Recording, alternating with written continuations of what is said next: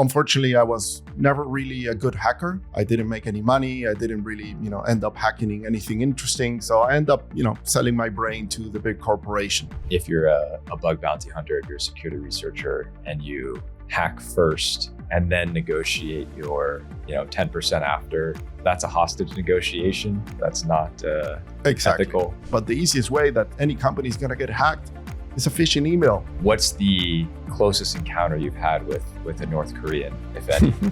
I think I've interviewed a couple of them. Is the number one defense against phishing that you guys use? There should be nobody in the company that has direct access to be sending like $1 million to any address.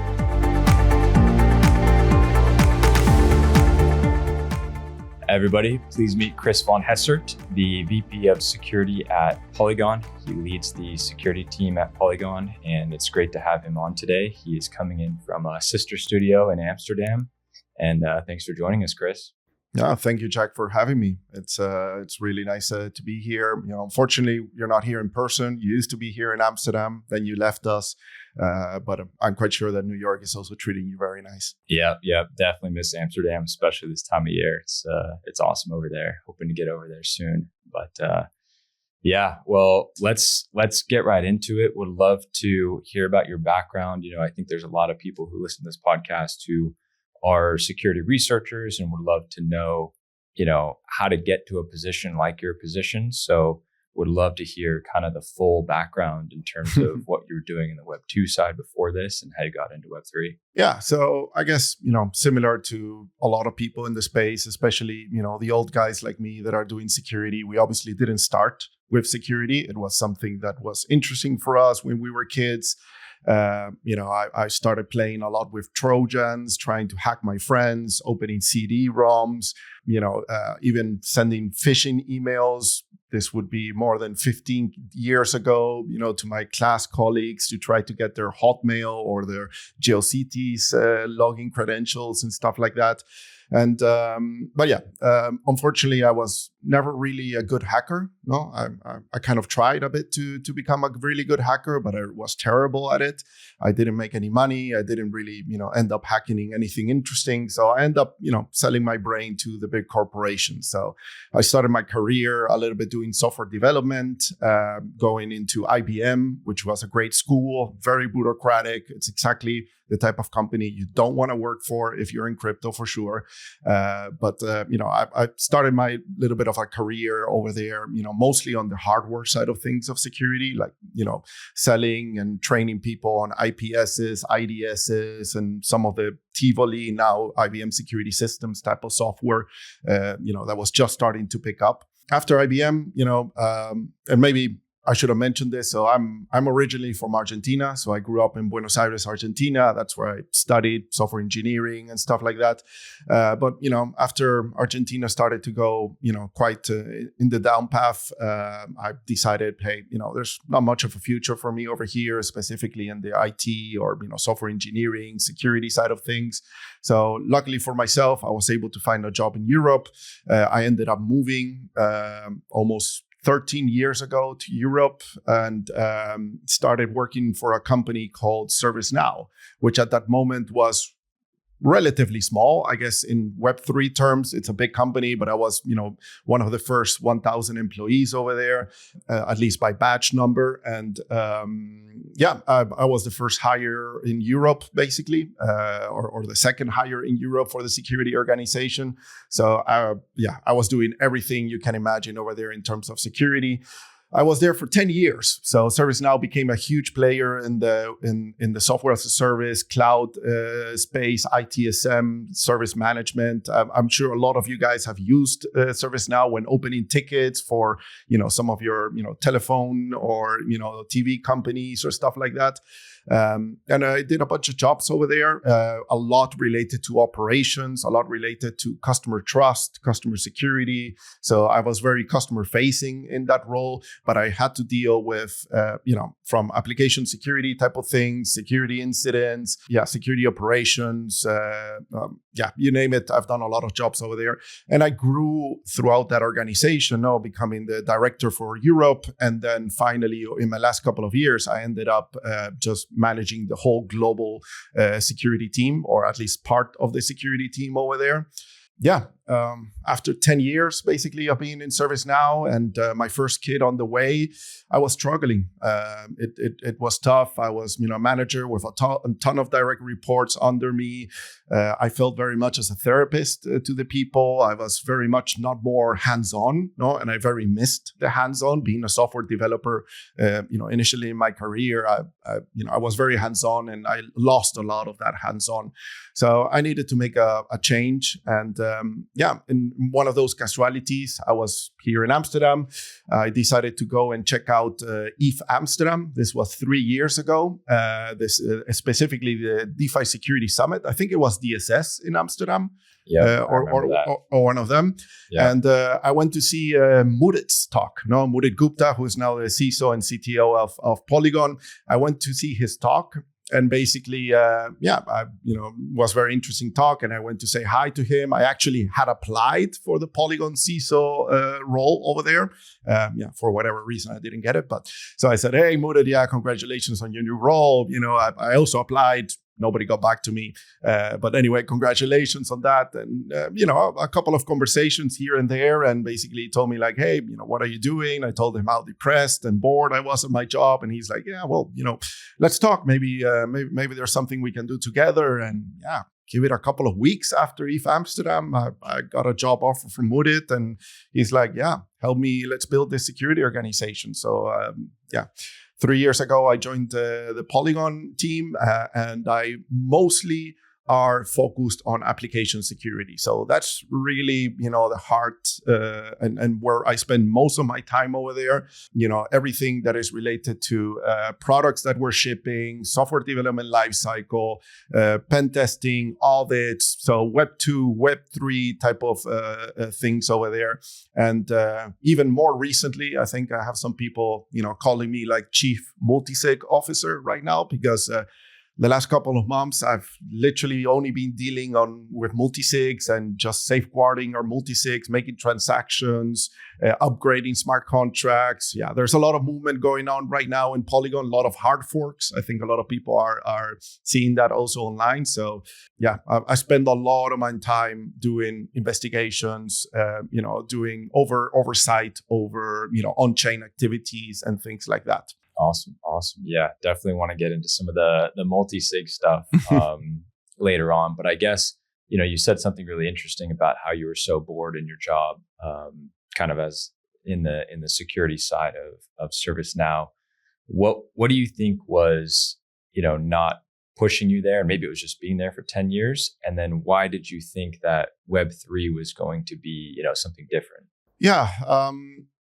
So I guess I was a bit bored, or I would say just because of the fact that I was not very much hands-on, and I've been doing that job for so many years, and it became very repetitive, in the terms of the type of activities, the type of tasks that I was doing, the amount of people that were under me, and basically the responsibilities that you have also towards the people that report to you. It was just not fun anymore. Also, the hours I was working, this is an American company based in headquarters in California. I was traveling too much. I was working till like midnight or even later than midnight, at least 2-3 days of the week, with a little kid on the way, or basically already born, my daughter, who is 4 years old. This was not sustainable. Like I was heading directly into a rock cliff, of just some stress, and just my mental health was probably deteriorating very, very, very fast. In the background, while I was doing ServiceNow, I was always excited by crypto. Like I mined Bitcoin in the early days. Unfortunately, I didn't really understand what to do with it, because I was definitely playing World of Warcraft and Age of Empires and many other Counter-Strike. And it's like, they didn't accept crypto. And I was not a gambler, like a lot of security guys over here that started as a gambler, probably, in poker and stuff like that. And that's how they got into crypto. I was also terrible as a gambler. So, I didn't know what to do with the Bitcoin. So, I stopped doing it. And then when Ethereum came, a friend introduced me to it during the ICO. I didn't participate in the ICO, but just a couple of months later. And he's like, dude, like, this is amazing. Like, it's better than Bitcoin. You can program it. And I'm like, oh, this is interesting. So, I bought a little bit of Ethereum, started getting more into it. And 2017, DeFi summer type of things, then I really got into it. That's how I got into like Web3 security, was DeFi summer. Just learning how master chefs worked, how staking rewards works. Those contracts were like, oh my God, like Uniswap V2, those were the contracts where I learned how to, let's say, audit smart contracts, I guess, or at least understand how they worked. And just, being able to get in and out of those pools and pool tools, in a matter of minutes and make, 1,000 APY in just, 1 hour and get out, that was amazing. And that excited me about Web3. And then obviously, little by little, I started getting more into what it actually was useful for, because obviously, all these fruit farms were definitely, very much gambling. So just get more into the different protocols that we're building over there, Maker, Uniswap, stuff like that. And the rest is a little bit of history, Polygon, everything else. Yeah, awesome. And what drew you to Polygon specifically? Were you kind of looking around in a few different areas, or, was there something specific that you were looking for? So I've always had a little bit of, I felt very identified with Polygon's like culture and ethos and mission about making Ethereum cheap. As somebody that grew up in Argentina, where obviously the access to dollars as well as just the amount of money that one makes, like a normal employee makes over there, Ethereum was not available. Was not, nobody could transact in Ethereum. Like somebody in Argentina, just like in India, like in many other, second, third world countries, paying $10 to transfer, $50. It's just, that doesn't work. Polygon really solved that problem. That's why Polygon really grew, when they launched at the beginning. And that's where I felt very identified. And then it was really a little bit of coincidences. It was really the fact that, I just went, to this talk and met Mudit, and, Mudit just got hired and he needed to hire people, and just the planets aligned. I had already even thought about leaving my previous company and when was going to be my end date, and then like take a sabbatical potentially and stuff like that. But just the planets aligned, and like, dude, this is my dream job. I want to work in Web3. Like, this is exciting again. I wanted to be excited again. I wanted to be able to provide some value, and that's why I'm here. That's why I'm still here. Awesome. And so fast forward to, today, or even a few months ago, Mudit is now the CTO of Polygon. Is that right? Yes, that is correct. Yeah. So he's CTO. Sandeep has kind of taken over the Polygon Foundation a little bit more in the last few months. What do you see as what are the major products that Polygon is now focused on, or that you're focused on? Yeah, so I think I really like now that we're going back to, our basics in the terms of, we're going to focus on a couple of very interesting problems or very important problems and give it all. And it's a little bit different from the strategy that potentially Polygon had a couple of years ago when, they had a bunch of products, in different industries, we're trying to sell to, institutional, but also to the Web3 native and so on. So, right now, I think, I can say like Polygon is very, very much focused on the POS network. Like, that's the golden goose, of Polygon. That network, even, during the bear market and everything else, had so much volume, so much usage, that you just need to give it a little bit of love. And just like it's happening right now, and it's going to be an incredibly network that is going to be over there at the top 3. Even in the usage, it's probably already over there at the top 3. The other one is obviously AggLayer.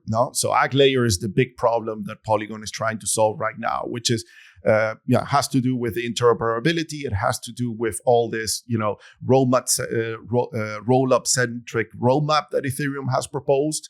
And they're trying to solve this at a more longer scale, like really thinking into the future. What is the best and most secure way to actually solve interoperability? Because intents and some of these things, which are really good, obviously, and solve the problem for the normal user, and they're fast and they're quick and they're available now. They're great right now, but somebody wants to move millions or billions over there. Yeah, they probably don't want to use intents. No, so that's where AggLayer is trying to solve a lot of these use cases, and just together with all the investment that Polygon has done in zero knowledge technology, just building a perfect system of interoperability where people can move their value, let it be assets, any type of assets from any chain to any chain, and transact even atomically. No, that's probably the goal. At least my personal goal. Would love to see like atomic transactions cross chain and with multiple actions in the middle. That would be awesome. Yeah, 100%. And how does your role kind of break down between AggLayer, POS, even with the maybe Web 2 or human-centric aspects versus the Web 3, smart contract risks? Like, where are you spending most of your time these days? So most of my time is really spending on everything that is on chain. Now, when you start in this job, like in security, you really need to understand what is your most precious assets. What are the white hats or black hats going to go after? And it's very different in a Web 2 company than in a Web 3 company. Let's call it in a cloud company as in a crypto company. In a cloud company, what is the most important asset, or what are the biggest risks over there? It's probably going to be reputation, personal identifiable information, customer assets, customer information, customer data, that may get leaked and stuff like that. While in Web3, the most important asset over there is the asset itself. It's the tokens, which directly correlates to actual money, to actual value. Right now, the thing that doesn't let me sleep at night is obviously the Polygon bridge. That bridge, it has billions of dollars right now. People are trusting that bridge with their life savings and stuff like that. If anything happens to that bridge, I will feel very bad personally in the terms of not being able to do my job. Thank God to the day, nothing really has happened with the bridge. We have an amazing bug bounty program over there that has captured, some amazing bugs on that bridge, meaning that the black hats out there, have very little possibility of finding something over there, because the white hats here are always to save the day. Yeah, awesome. Makes sense. And in terms of, your role as kind of CISO, would you call yourself a CISO, or how would you kind of position your role? No, I don't call myself a CISO, to be honest. A CISO has a lot of public exposure and things like that. And Mudit is still the CISO of the company. He has all the public exposure, the credibility, the experience as well in the Web3. I am infinitely grateful for everything that I've learned out of him. I'm not a Web3 native. Let's put it that way. Mudit and a lot of other people are a bit younger than me. These guys grew up in the trenches, like developing Ethereum, where there were no delegated calls, when there was no batch transactions, when opcodes were very limited that you could use, and bugs were everywhere. Reentrancy was everywhere. Most people didn't even understand it. So I had to learn all of this. These guys were born building in that type of just scenario, in that type of area. So I'm literally, I do security. I'm trying to make sure that the products that we deliver at Polygon are the safest as possible, and that we're actually, building programs and strategies to ensure that, whatever happens over there, like with our bug bounty programs and things like that, that they're discovered before, the black hats actually discover it. Yeah. Okay. Makes sense. And I think you just gave a talk recently at ETHCC about, I think it was called the harsh realities of being a CISO, or something about maybe even scaring people away from getting into that area. Could you give maybe the audience here, the TLDR on what that talk was about, and maybe why it was important to talk about that? Yeah. So my initial intent was to actually bring people into the security world, especially Web3 security, because we are missing a lot of talent. It is very difficult to find really good talent. There's tons of talent in the Web2 space, not too many, but there's definitely much more in the Web2 space that just don't believe that they can, jump to the Web3 space. So my intent was to bring talent. And as I'm building those slides, I'm realizing like this is a very pessimistic take. Like this is not going to convince anybody to join Web3 security and so on.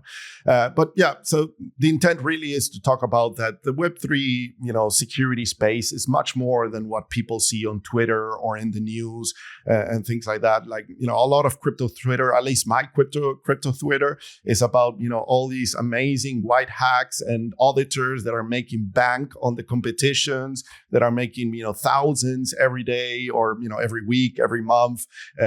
These bug bounties that are fined, and hey, here's $1 million. Here's $500,000 for finding like a very dumb reentrancy or non-initialization of a contract or stuff like that. And the truth is that Web3, that's not Web3 security, no? And it's all fine. I'm very thankful for the work that they do, but there's a lot more to Web3 security than just like being an auditor or finding a bug and everything else. No, there is so much threat actors out there that are trying to phish employees through the traditional means. There's a ton of threat actors that are actually trying to obfuscate things through bridges and people that do investigation. I'm completely astonished of the investigations people do online, because it's crazy how things move and they're trying to hide things, but nothing is really hidden in the Web3 space. So my idea was to really give everybody the reality that you're not going to make money.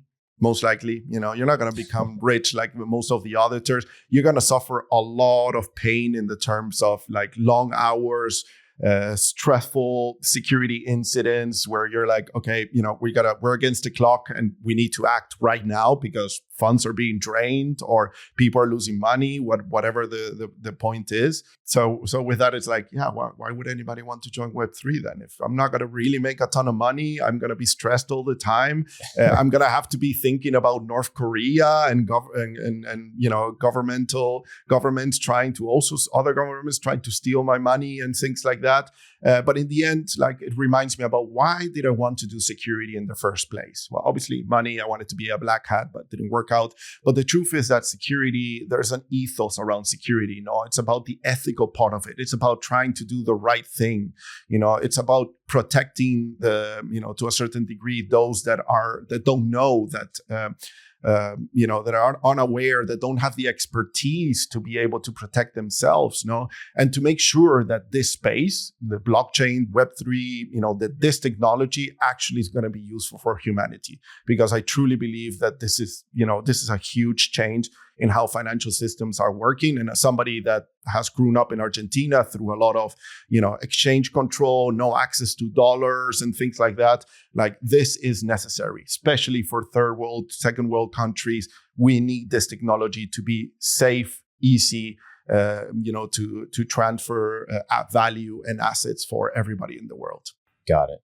So the long hours, the underpayment, is made up for by kind of the mission and the impact you can have. Do you sleep well most nights, or is this a role where you just kind of give up on sleeping well? Well, with two little kids, I sleep very well. Like the little hours that I have, I sleep very well. I think one of the benefits of working in Polygon, and as I told, the Polygon POS bridge, having so much value, is the fact that it's been out there for such a long time. And security, comes obviously by testing, by audits, by reviews, and everything else, but also time. Time battle tests the code. And I feel very comfortable with a bridge. Very difficult would be, every time we launch a new product, a new set of smart contracts, you put it out there for everybody to be able to just like, okay, go at it. Let's see if you find something. And, that's much more scary, to be honest. And that's what probably keeps me a little bit at night now that we're moving into this AggLayer world, interoperability protocols, zero knowledge proofs, cross-chain zero knowledge proofs. It's a bit scary in the terms that very little people understand it, and I'm afraid that not enough people are looking into it from a white hat perspective, no, because you really have to have a very good understanding about how these systems work at a very low level. And it's not like Web 2 or even Solidity smart contracts where you have hundreds of folks, that are already capacitated and upskilled on that. And in this new type of technology, there's still very few. And unfortunately, that's where the advantage goes to state actors potentially, that are really, really focused on, just trying to attack a specific system with a specific set of technologies. Got it. Yeah, makes a lot of sense. And in terms of, where you spend time, does that, has that changed with AggLayer, where now you're thinking about like, how can I get some people on my team who have that really rare kind of experience, or how has that kind of changed things for you? Yeah, it's it's definitely a very difficult skill set to find out there.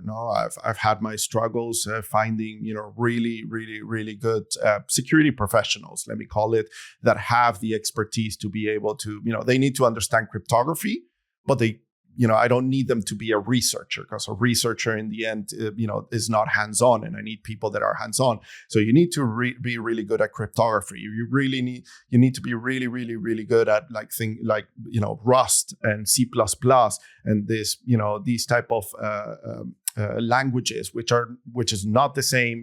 It's a different mindset to understand how Rust code is being built, like C++ is being built. If you learned JavaScript and Solidity,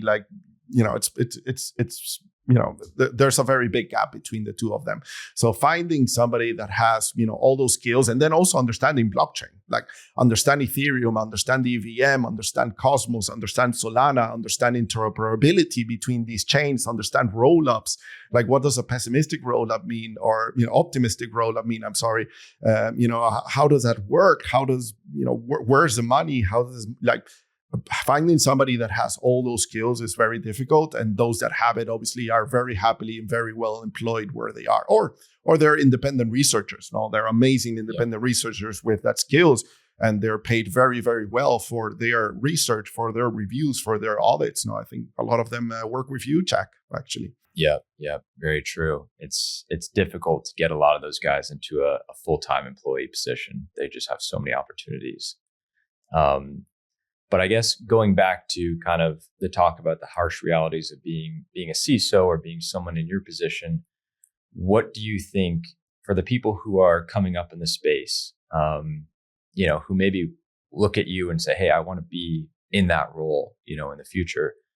What advice would you give them in terms of what they should be doing now, or what their ideal background would be? Would it be like, hey, go spend 2 or 3 years in Web 2 security, or would it be focus on the latest cutting edge thing in Web3 security, like, multi-chain Rust? Would it be Solidity? Like, how would you think about where that person could be setting themselves up best to be in a role like the one you are in? I think something that is missing a little bit with some of the Web3 native security folks is the mindset. Some of them have it, and actually the best Web3 security guys, kind of auditors, you probably see them in your competitions and your audits. It's, they actually come from the Web2 world. They used to be pen testers. They used to be in red teams, purple teams, blue teams. So I would say for somebody that is starting in the space, obviously, learn Solidity, learn blockchain, learn EVM, learn, or whatever blockchain that you're trying to do into it. But there's something in the terms of learning about offensive security, for example. There's a bunch of videos and even very expensive courses over there about understanding the mindset, understanding how to do a threat model, understanding how to create attack scenarios, and figuring out attack vectors that you can probably learn it, but it's much easier if you look at how people used to do that in the Web2 space. It's not, it doesn't change very much between Web 2 or Web 3. Code is code. Attack scenarios are relatively the same, regardless if we're talking about Solidity, Python, Rust, or whatever it is. So I would say, learn a little bit about offensive security, learn a little bit about red teaming, learn a little bit about purple teaming, learn a little bit about general like outside social engineering, pen testing, and things like that. I would definitely recommend like Darknet Diaries. If anybody over here listens to that podcast, it's an amazing podcast where you're gonna get all these OGs in the space, in the security space, and they talk about all these type of like pen testing activities, and how they used to like hack state governments and in the past. You're gonna learn a lot about building attack vectors, attack scenarios, threat modeling, and that's gonna be incredibly beneficial for your future, whatever it is. If you're going to be an auditor or if you're going to be more on the incident response side of things, just having that experience will differentiate you just from the typical kid that is just like, oh yeah, I'm just auditing, ERC20s and 4626 vaults. Got it. So maybe somebody like you said, who's been, not auditing ERC20s, but has been very focused on Solidity for 2 or 3 years. That's maybe not the best background compared to somebody, it sounds like you really want to have a wide spectrum of coverage in terms of the attack vectors that you know about and, have some experience with. Yeah, absolutely. And I think one more point over here that I kind of tell a lot of auditors and people that are going over there is like, don't focus only on the smart contracts. There's too many people looking like at the smart contracts, and there's more to blockchain and Web3 than smart contracts, and it's the clients. No, it's the consensus algorithms. Like smart contracts, code is law, whatever you want to say, but if the consensus algorithm says something different, like consensus algorithm can change smart contracts. So I would say we need more people, also looking at the core blockchain, systems like GEF and REF and OPGEF and everything that is being built over there, because a lot of the most interesting bugs that I've seen personally, like in the Polygon and outside of Polygon, a lot of them start or have something to do with the consensus algorithms, being able to submit proofs to them, be able to impersonate a validator, that's where, things get really, really critical, really, really, really fast. Got it. Yeah, that makes a lot of sense. I wonder, maybe just the fact that there aren't as many competitions, like audit competitions for those areas. Maybe people are focusing more on Solidity just because there's more opportunities there. But we do see some of those competitions happen. I mean, we're doing one with Ethereum in, I think, a month from now or so for the Fusaka upgrade. But, do you think that there's a general kind of under prioritization of learning about security for those areas? I think so. I think it's just convenience. Now, what do you prefer? You want to spend a week looking at, 1,000 lines of Solidity, or you want to spend a week looking at, 20,000 lines of Golang or, Rust or stuff like that? Like, you got to put that into perspective for somebody that is looking, to really, and again, it's about making money. And that's what bothers me a bit about this space sometimes, or the security research I see over there. Like, they're just trying to make a buck. And being in security is more than just trying to make a buck. It's really about just being able to carry that badge and say like, man, I just saved whatever Optimism or Polygon or any of the big blockchains from one of the biggest catastrophes that they could ever have by finding a bug in their client software. Hopefully, you're gonna feel comfortable with that because you're gonna get no recognition. Most people will not care about it. There's going to be 2 or 3 people over there that are going to say thank you for saving our asses, and that's it, and you're going to go into the oblivion. But you personally, like for me, I can go and die happily if I ever find something like that. Yeah, makes sense. I'm getting the sense that you have some opinions on the security researcher landscape. Maybe now is a good time to ask this. What would you say is your hottest take on the security landscape right now, or security researchers specifically? I think I mentioned a little bit about it. It's just this perception that security is about making money.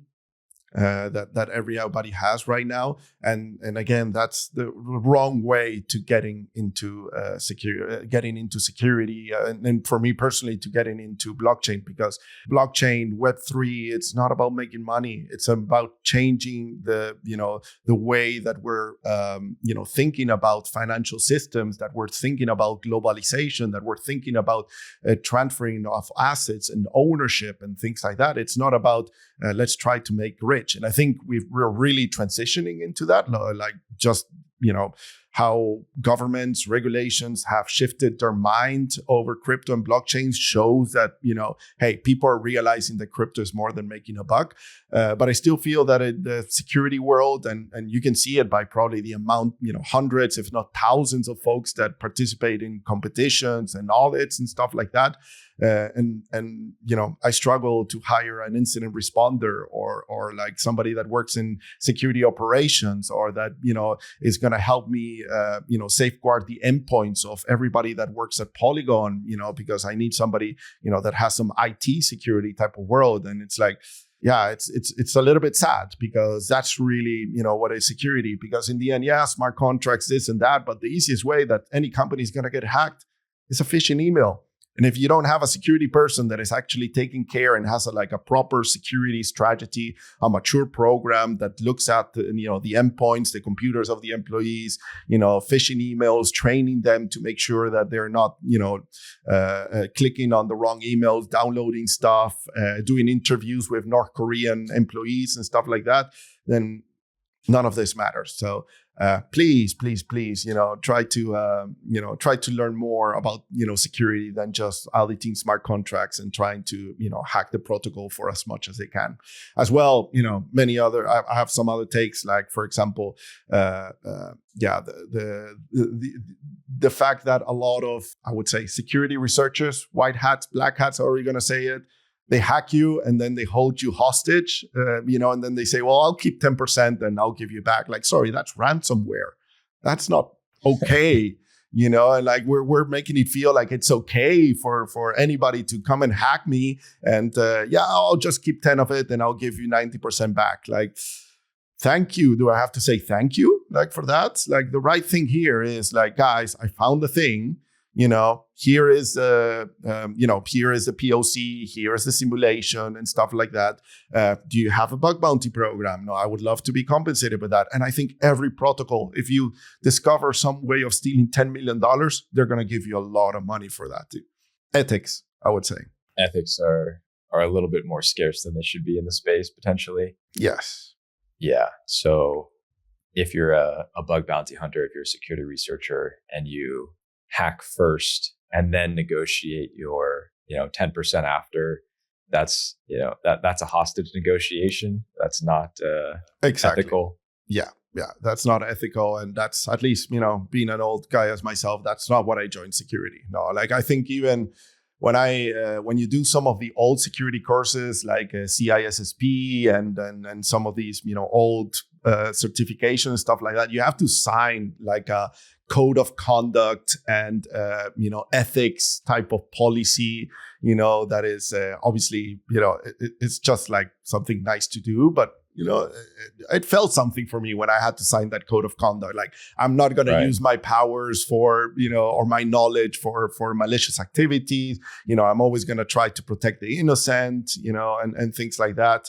And it felt very good when I actually had to read that and figure out, wow, yeah, I may have some power or some knowledge, over other people, because I know how systems work. I know how to break them, or even better, I know how to defend them. Interesting. So we probably don't have a lot of those agreements floating around in the Web3 space. Not enough, at least. No, absolutely not. Absolutely not. Very interesting.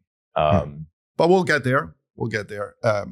As technology matures, the bugs are going to become more difficult. Solidity is definitely maturing a lot as a language in itself, and the compiler, to make sure that you cannot make these mistakes when you're developing. And we're going to get to a point where, it's not going to be that easy. Like, it's really just going to be those state-sponsored type of attacks that are going to steal a lot of money. The rest are going to be like little grifting attacks, or being able to modify specific functions, but not actual monetary loss in that type of sense. I hope we're getting there. Yeah, I hope so as well. And Solidity definitely seems to be maturing. Speaking of state-sponsored actors, what's the closest encounter you've had with a North Korean, if any? Yeah, I think I've interviewed a couple of them. I'm definitely sure about one or two, at least in the last 2 years. I'm absolutely sure they were North Korean. I didn't really follow through in my investigation because like 2 years ago, you didn't have a database like you have right now of like North Korean people that are applying for jobs and stuff like that. So I've definitely interviewed one or two. Very weird conversations. You have these folks, they're like, where are you from? Canada. Where in Canada? Canada. Okay. Yes. And all the answers are very weird. Like, oh yeah, I want to work here. I'm really good at this. Yes, I'm excited. I work here. I like working here. Fortunately, it's relatively easy to catch. No, I think you really realize, when somebody is like not really telling the proof, but it's going to be more difficult when AI really gets to the level that you're not going to distinguish who you're talking to.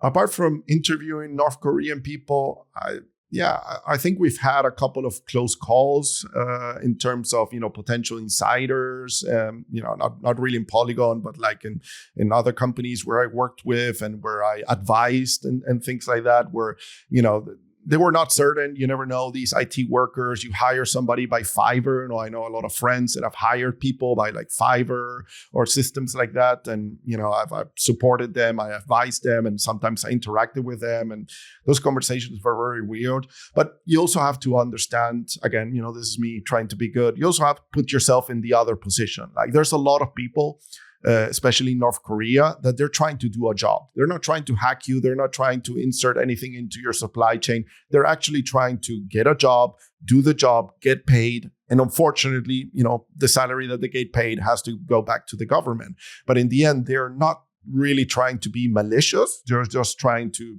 get a job and be able to, pay their bills and pay their family and stuff like that. And I'm not fully trying to defend them, but to a certain degree, I guess I am in that sense. And but you got to be very careful, because you never know if the person that is doing some work for you on a contractor basis, and that may or may not be from North Korea, is a type that is just trying to do good work, because some of them actually do really good work. I know of cases where they were discovered to be North Korean, but the guy was amazing. Like, he did an amazing job.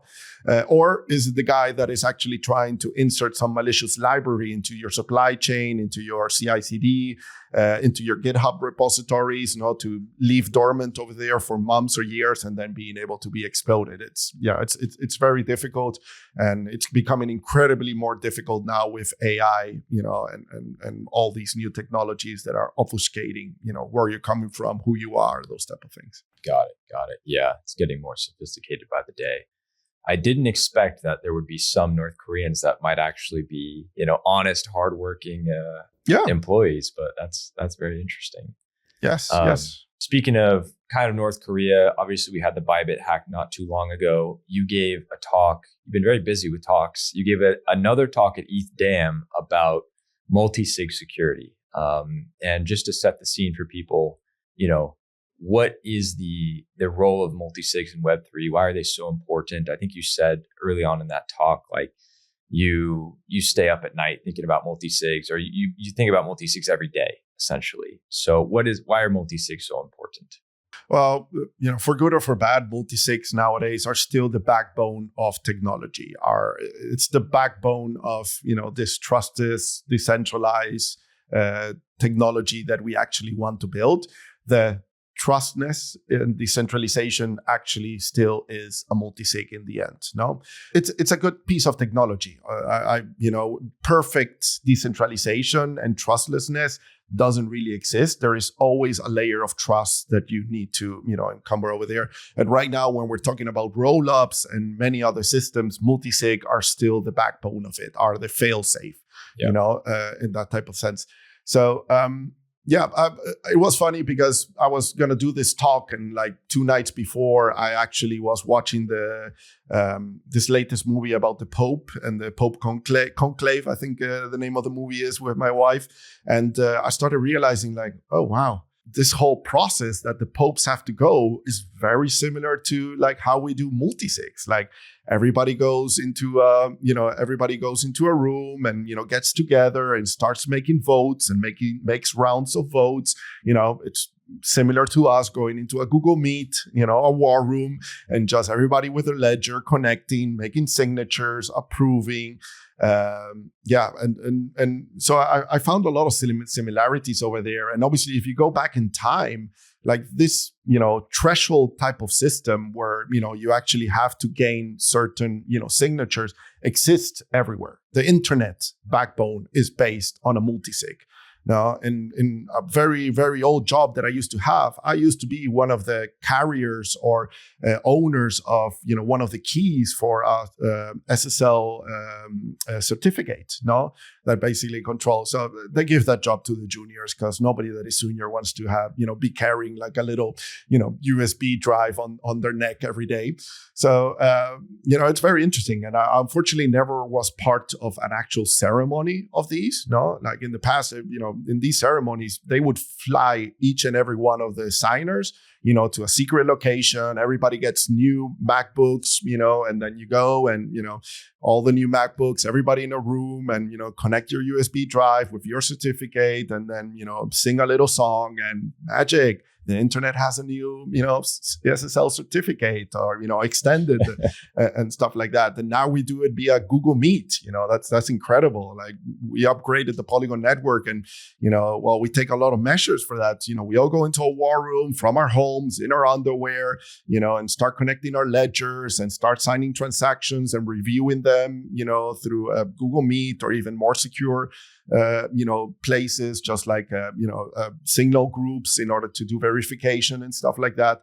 And it's crazy to see how the same system, that we used to do in the past, the popes did it, the internet has done it when it started, and we still do it over here in crypto. And I don't think this is going to change. It's just going to get a little bit more programmatic. It's going to be easier, to actually make these ceremonies happen. But, a little bit of trust in a human in the background is still needed. Yeah, makes sense. Do you think the Vatican or the Catholic Church should be using a multisig at this point? It would be beneficial. It will save them a lot of travel costs, because traveling all these all these potential popes to one location, giving them food, being locked up in a room, like just give them a ledger to each one of them, and everybody can issue their vote from their home. We know it's them because obviously they can certify it with their private key and so on, and they'll save a lot of money. But I guess you also need the show. Everybody wants to see the show, and I don't want to get into religion or I don't want to get canceled by that, but it's fun to see. I enjoy it as well as a visitor, I guess. Yeah, that's awesome. So in that talk, I think you went through kind of a lot of the steps that, an organization like Polygon takes while they are signing or considering signing a transaction through a multisig. Is there a bare bones version of that you think smaller Web3 teams should be using? Yeah, I think what is important is like verification. And that is, I think that a lot of people don't do. I think a lot of people now are very focused after the Bybit hack on verifying the hashes and stuff like that. But, you can verify the hashes, but somebody can still issue a malicious payload and you don't know what that payload is about. So at Polygon, we have like a 13-step type of process for every transaction that needs to go on chain. And I'm talking specifically about smart contract upgrades, smart contract changes, those type of things, not necessarily, money transfers like treasury and stuff like that, but as well. So I would say a bare bone version for anybody that needs to issue an upgrade, anybody needs to make a, change in a critical smart contract is, make sure that you safeguard the integrity of that payload throughout the whole process. What does that mean? You got an engineer that builds that payload. Now that payload may be the upgrade, that payload may be change this variable or something like that. Once the engineer delivers that, make sure that you have somebody that is peer reviewing it. Ideally, somebody in security, no? And then track that. Okay, I reviewed the payload offline. Normally, it's like a JSON type of things, and capture that in a GitHub issue and an Ocean board or something like that. Then propose that payload. You get one of your signers to propose it. A lot of things can happen over there. They copy paste incorrectly. They may be malicious and actually, just put a completely different payload on chain. They could have grabbed the wrong version because you go back and forth, different payloads. Oh, modify this. And then they made a mistake. And, oh, sorry, I uploaded version 1.1 of the payload and it was version 1.2. So second step, verify the payload as soon as it is proposed on chain and before the rest of the signatures are being done, okay? Once that is verified, you can tell the rest of the signers, hey, it's verified, we checked it, please go ahead and start verifying it yourself.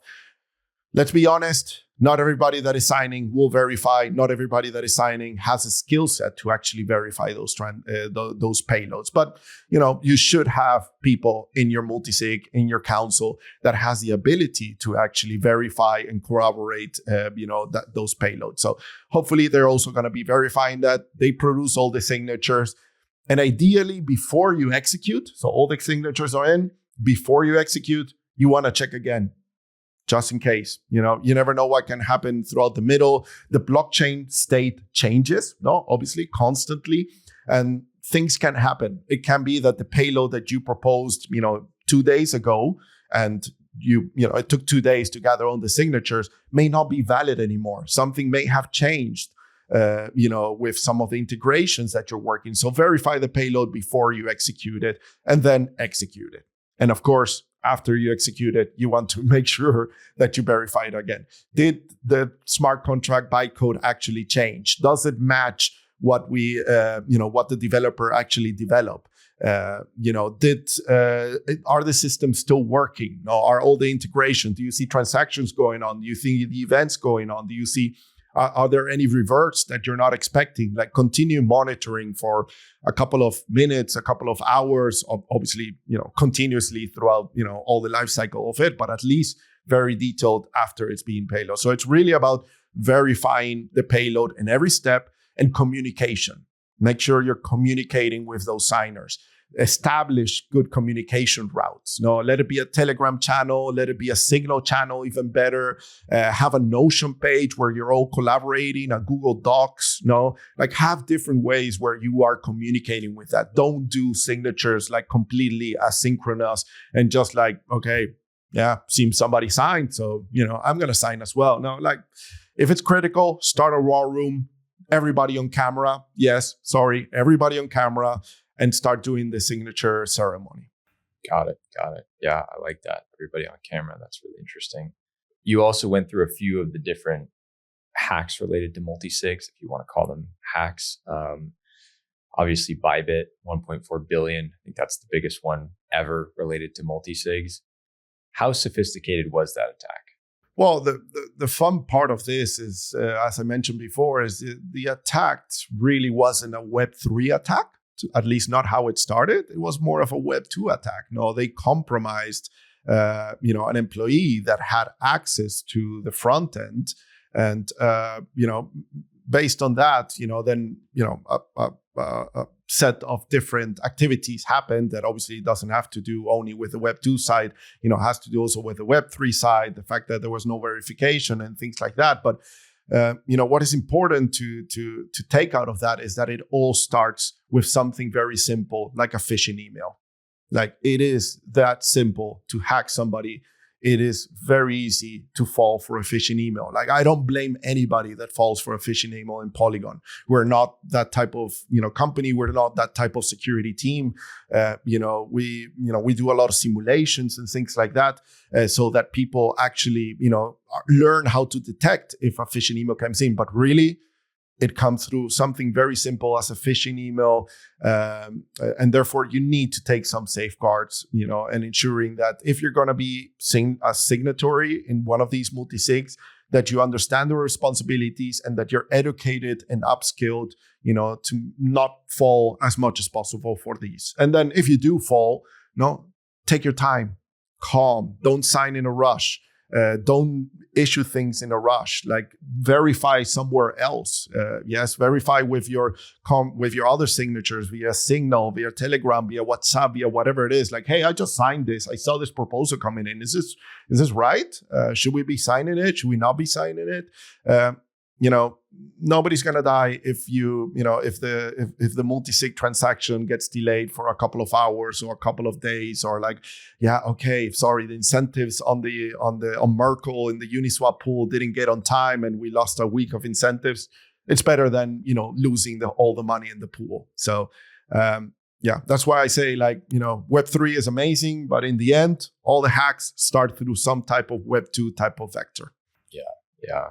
What would you say, as one of the top security people at Polygon, what would you say is the number one defense against phishing that you guys use, if you're willing to share? Is it having I don't know what you would call it, but somebody test out phishing emails with different employees and kind of see if they fall for them and harden them that way? Like, what is the best defense against it?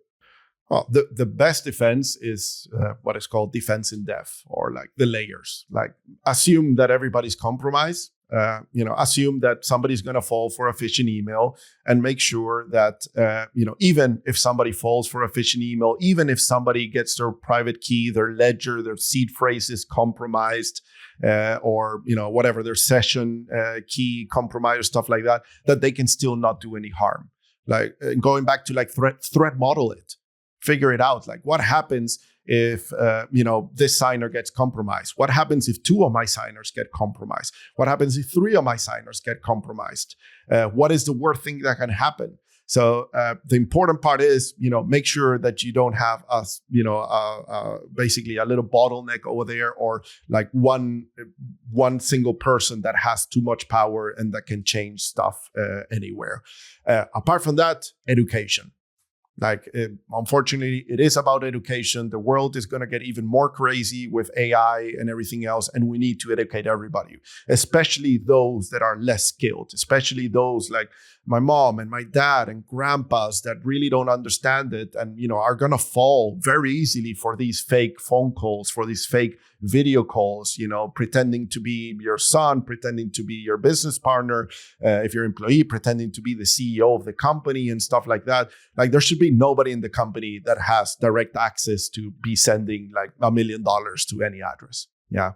Like, threat model the different scenarios and ensure that there's always steps that even if somebody gets compromised at some level, there's always going to be some verifiability, and most likely you're always going to catch it in one of those layers. Yeah, got it. Makes sense. So don't rely on any one way of preventing it, because it's hard to prevent it at any specific level. Makes a lot of sense. Well, I think we're running out of time here, but I really want to get your thoughts on AI and how it affects the security space. So what do you see in terms of ChatGPT, LLMs, and how it's already affecting the security space, and what do you think it's going to do in the future? So obviously, just like everybody over here, very bullish on AI. Like, it's an amazing tool. It's making the productivity of engineers and just anybody. If you're not using AI, then you're going to fall off, because your productivity is never going to be at a par with somebody that knows how to use an AI tool to be able to, really provide value of their tool. The problem that AI is bringing right now, specifically like for security teams, us here at Polygon, and I'm sure a lot of us are suffering, even you guys potentially at Sherlock as well are suffering, is the amount of spam. The amount of spam that is being created, the amount of work that is being created for like triaging, reviewing reports, answering, potential emails, the amount of phishing emails, like, it's just going to multiply and continue multiplying, basically creating creating a DDoS against security teams that are back there trying to triage all of this. No, and that's kind of the problem over there. Is the fact that there's not enough people to be able to review and check. Hey, is this report an AI? Is this report valid? Is this email really coming from somebody that lost money, or is this somebody trying to game us, or trying to gain our trust? And right now we're kind of losing that battle, because AI is able to generate more content, more reports, more spam that actual humans and engineers are able to triage and react and defend against. So it's just a backlog that keeps accumulating. And that's why we need to improve the tools at the defense side of things to make sure that AI is basically, fighting against AI and detecting those type of things. Apart from that, obviously, it's all the AI video generation and stuff like that. It's it makes me sad, because I feel like a lot of people are going to fall for these type of you could call it type of phishing. In the end, they're going to believe that they're talking to their CEO or their boss or their mom or their son or everything else, and it's going to be really indistinguishable, from you and me right now. Like I may be talking with Jack, the AI, and Jack may be drinking a coffee on, in Central Park or something like that. I think it's going to get that way very, very, very, very soon. Yeah. And do you think that is going to benefit kind of, the bad guys, the black hats, the phishers? Do you think it's going to benefit them more? Or do you think AI somehow is going to actually end up making it easier to defend? I think it's going to be a constant battle. I'm not sure we're ever going to get, and I hope not, we're ever going to get a place where there's going to be an imbalance between, attack and defense, if you want to call it, to a certain degree. Yeah, I think it's always going to accumulate. Sometimes it's going to be a little bit more on the black hat side. Sometimes it's going to be a little bit more on the white hat side. There's going to be discoveries on both sides. I hope, and I don't believe that there's going to be a moment where we're really going to succumb to the darkness and end up like Gotham City, where everything is malicious and there's no way to safeguard.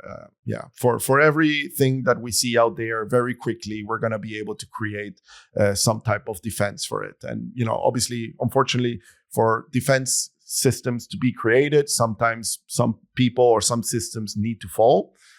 So that we can improve, the overall security of the backbone. Yeah, got it. And in terms of, your security team at Polygon, do you see AI kind of making that team smaller? I guess if you're somebody coming out of college right now, everybody, or university, everybody is worried about AI taking their career because they don't know what it's going to look like in 10 years, 20 years. How do you think that will affect security researchers and the folks that you have on your security team? Do you think that you're going to be hiring less over time, or do you think there's always going to be like a career path and a need for a lot of security people? I think there's going to be a need for security folks in general. I love the fact that AI is going to make security engineers, security analysts, security consultants even more effective, even more valuable, even more performant. Because first of all, there's hundreds of startups and medium-sized companies that have one or none security folks on their team. And normally it's like one guy that, just got the hat over there. And obviously he is overworked with the amount of issues, incidents, operations. And AI is going to allow him to multiply himself a little bit more and then obviously protect the company better. I don't think it's going to take anybody's job, to be honest. But I do want to make sure that anybody that is, this is outside of security, any type of job, if you're not using AI to do your job faster and more efficient, then you're definitely not gonna be the best at it. No, and probably you're gonna be replaced. So make sure that, especially if you're young in the career, understand the AI tools, try them out, figure out what they can do for you. Make sure you're not putting your secret keys and everything else into the AI, and in general. But if you make that mistake, try to make it early enough and not with somebody else's money. Yeah, makes a lot of sense. So AI plus human is always going to be better than human alone, at least. And your career advice would probably be get the Neuralink chip as early as possible, so you can increase your bandwidth with the AI. Yeah, that's another topic.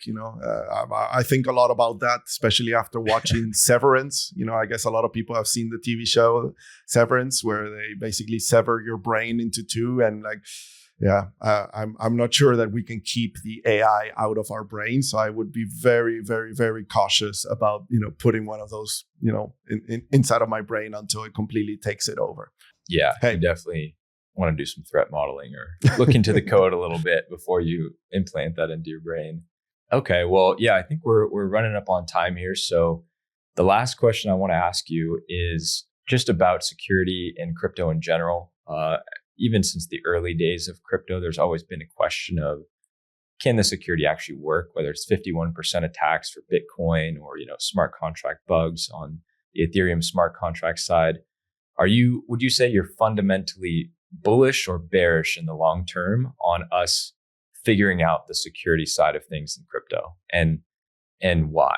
No, I would definitely say I'm bullish. I think we're gonna figure it out. It is not like complex. We have solved this in the Web2 world, and it's something that anybody that has done security in the Web2 space, especially if they've done it, since the beginning of the internet, and in my case, since the beginning of cloud companies, and when cloud companies started to appear. Like at the beginning, there were a lot of attack vectors for cloud companies. Like there was a lot of cross-site scripting and SQL injection and all those type of things. And if you wanted to put a website out there, like you had to do a lot of pen testing, and that looks right now crypto, or even like a year ago, where if you're gonna put a smart contract over there, you're gonna spend a lot of money on audits and reviews and testing and everything else. And we're definitely gonna get to the place, just like Web2 cloud systems got there, where the tools are gonna be there and they're gonna be safe by default. Now, nowadays, you want to build a web page.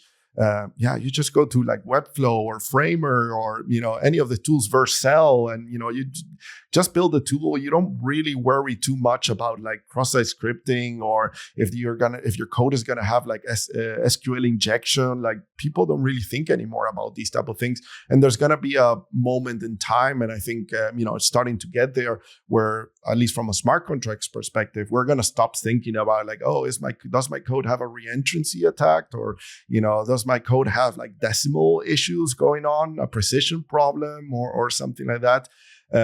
The bugs are really going to be more logical ones. It's like, I had an EOA behind it instead of a multisig, or I missed a step on initializing, the smart contract and stuff like that. And it's not going to be like a low level bug, because the compilers, that are out there are going to be more and more robust and going to be more and more secure by default. Got it.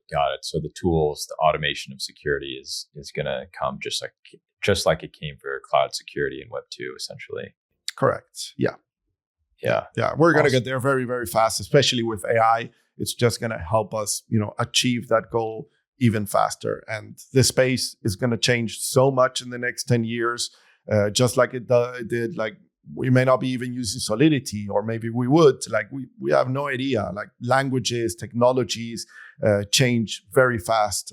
So I'm excited to see what the future of blockchain technology looks like here in 10 years. Awesome. Yeah, I'm excited for it too. It makes my head spin a little bit, but it's definitely not boring.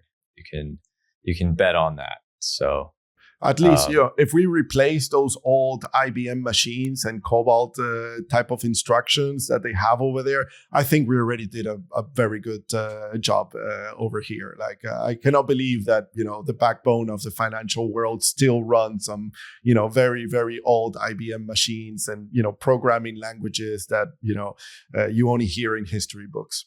Yeah, it is truly insane. And DeFi and crypto is truly the future. So thanks so much for taking the time, Chris. Really appreciate it. Great conversation. And thanks again. Hope to see you in Amsterdam or somewhere else soon. Awesome. No, thank you, Jack. And great talking to you again. And thank you, everybody, for those listening. If you need any help or have any questions, feel free to reach out to any of us. We'll be happy to answer them. Awesome.